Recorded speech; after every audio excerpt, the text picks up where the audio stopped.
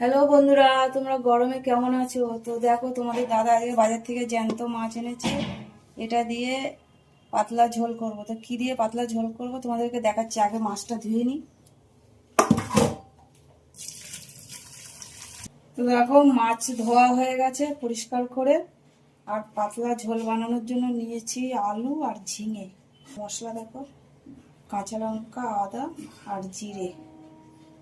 মাছ ভাজার জন্য গ্যাস জ্বেলে দিলাম, কড়াইটা বসিয়ে দিলাম, দেবো তেল, দিলাম হলুদ,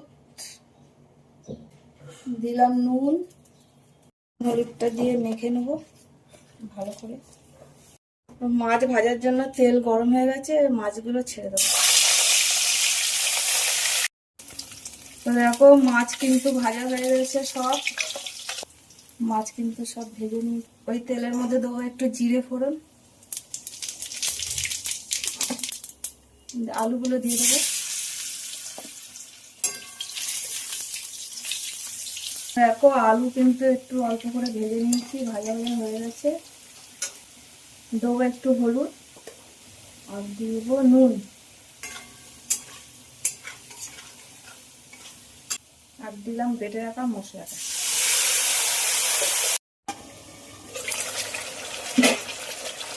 তো দেখো, মশলা ভাজা ভাজা হয়ে গেছে একটু। ঝিঙেটা দিয়ে দেবো।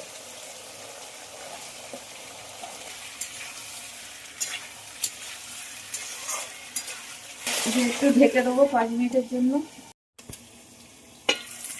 একটু টমেটো দিয়ে দিলাম, টমেটো দিয়ে একটু নেড়ে দিলাম। তো দেখো, মশলা দিয়ে ভালো করে ভাজা ভাজা হয়ে গেছে। এবার জল দিয়ে দেবো, গরম জল। ঢাকা দিয়ে দেবো। জল কিন্তু একদম খুব ভালোভাবে ফুটে গেছে। এবার মাছগুলো দিয়ে দেবো, 5 মিনিটের জন্য ঢেকে দেবো।